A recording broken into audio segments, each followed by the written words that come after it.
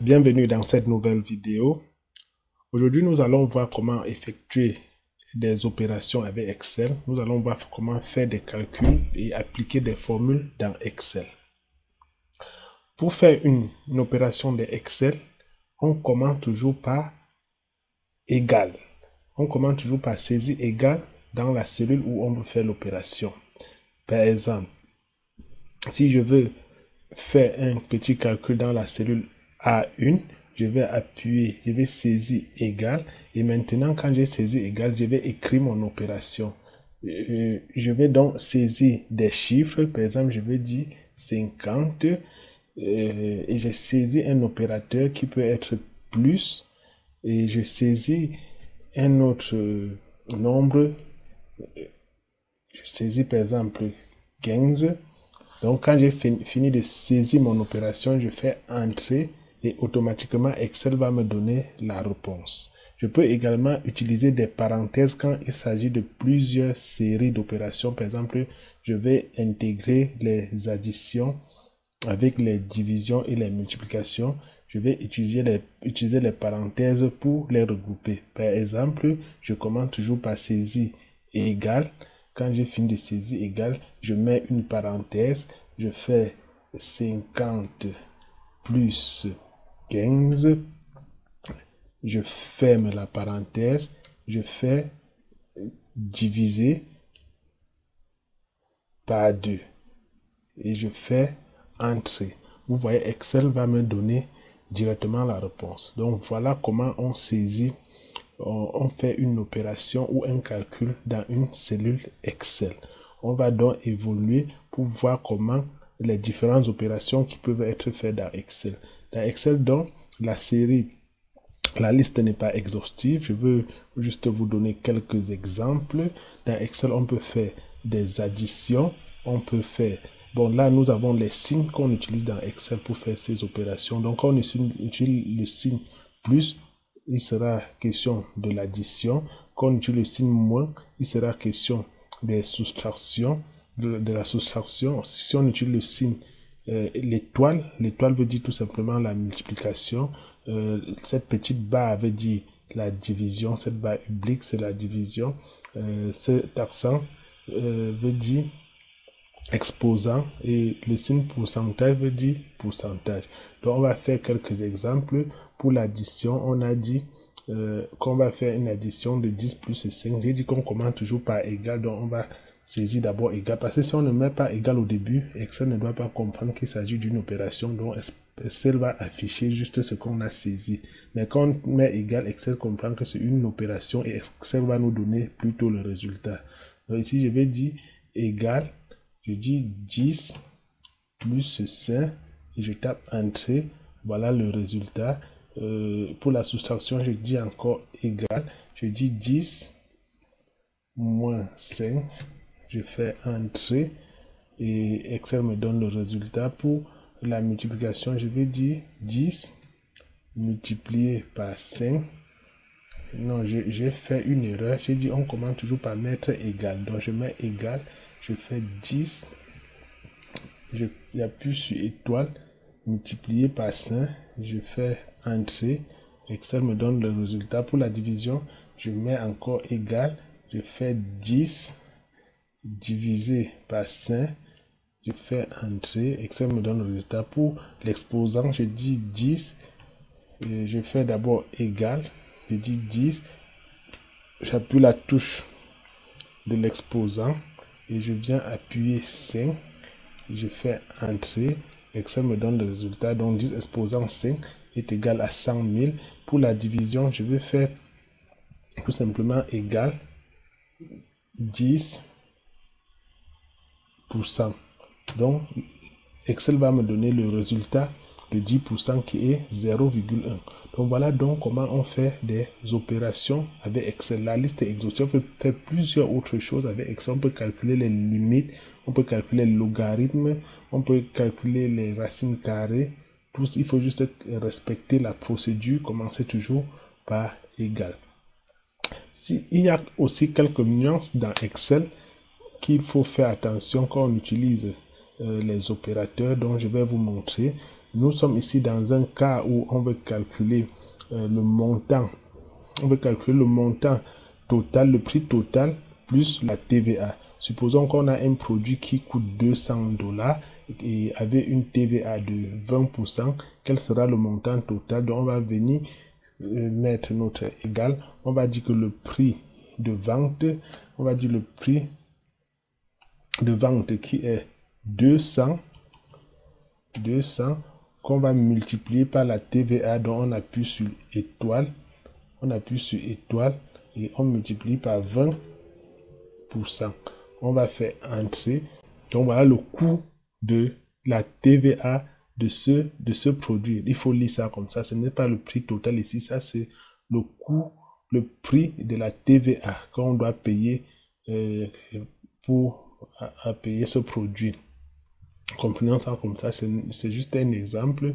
On va faire un autre exemple ici. Au lieu de 200, par exemple, on va mettre 300. On fait entrer. Normalement, avec Excel, quand on fait des opérations comme ça, quand j'ai changé la valeur de 300, la valeur du résultat devait également changer. C'est tout simplement parce que je n'ai pas respecté la procédure que Excel aime. Ici, dans la cellule C1, j'ai saisi les valeurs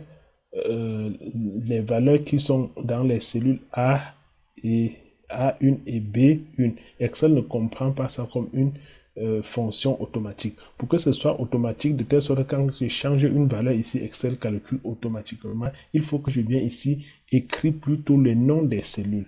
Donc je vais venir ici, au lieu d'écrire 200 fois 20%, je vais écrire par exemple, je vais écrire ceci égale à, je vais dire ceci égale à A2. Je clique. Quand je mets égal, je clique sur A2, je fais multiplier par B2 et je clique sur entrée. Donc Excel va me donner ça automatiquement. Si je viens maintenant ici, je change, au lieu de 300, je mets 200. Regardez ce qui va se passer ici en C2. Si je mets 200 et je fais entrer, vous voyez que automatiquement Excel a changé cette valeur, ce qui n'était pas le cas là, dans la précédente opération qu'on a fait. Donc voilà comment il faut saisir les fonctions pour que Excel les exécute automatiquement. Pourquoi il faut faire ça pour que Excel exécute automatiquement? On va faire un autre exemple pour que vous compreniez. Quand Excel comprend une fonction automatique, il peut la reproduire sur plusieurs autres cellules. Un exemple dans ce cas, on va venir ici calculer la TVA de plusieurs montants. Donc pour le premier, on va dire ceci est égal à, si je fais par exemple, ceci est égal à 538,6 fois 15%.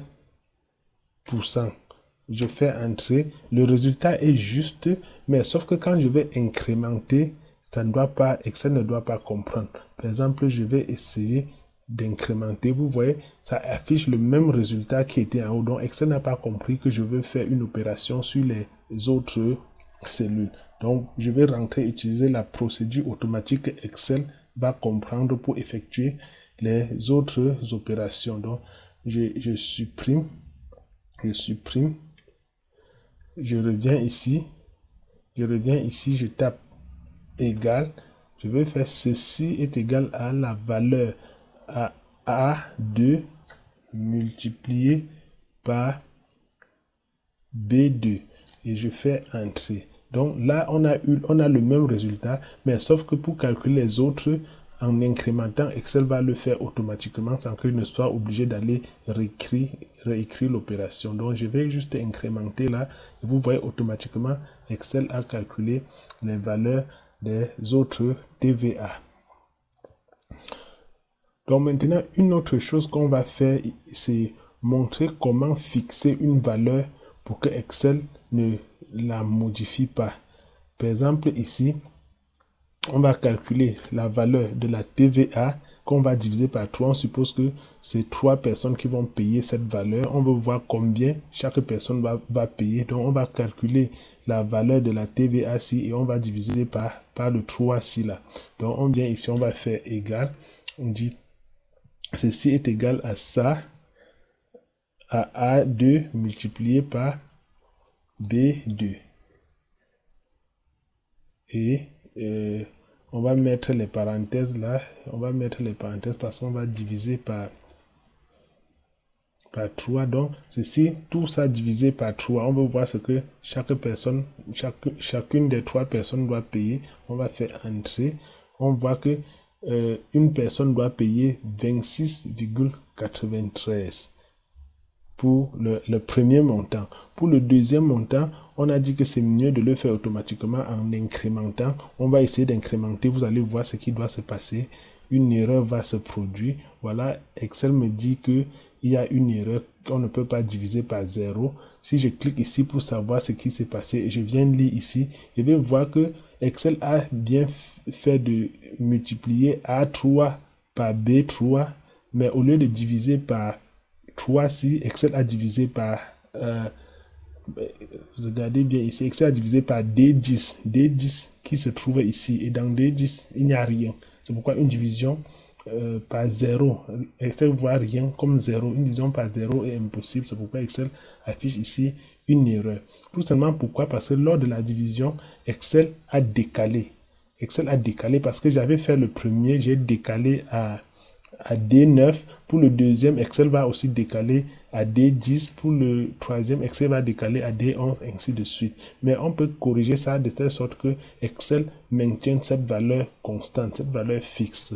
Pour le faire, on va venir dans cette formule. On va fixer la valeur D9. Pour le fixer, on va venir ici sur la barre des formules. On va fixer d'abord D en appliquant le dollar. Donc on met dollar avant la lettre, ça veut dire qu'on a fixé la colonne, c'est que la colonne est fixe. Donc je mets $1 là, la colonne est fixe. Maintenant je vais mettre $1 avant le chiffre de la ligne, avant la ligne 9, pour dire que j'ai aussi fixé la ligne. Donc les valeurs qui sont dans cette cellule seront fixes. Vous voyez directement quand j'ai mis le dollar, ça a changé de couleur. Je peux maintenant appuyer sur Entrée et venir incrémenter. Vous voyez que cette fois-ci, Excel a bien calculé sans décaler. Si je viens sélectionner ici, vous allez voir que il s'agit toujours de D9. Le troisième, il a respecté D9, donc ça n'a plus changé. Donc voilà donc comment on peut faire certaines petites opérations avec Excel. Merci donc d'avoir regardé cette vidéo et on se retrouve dans la prochaine vidéo. Surtout, abonnez-vous pour ne pas rater les prochaines vidéos.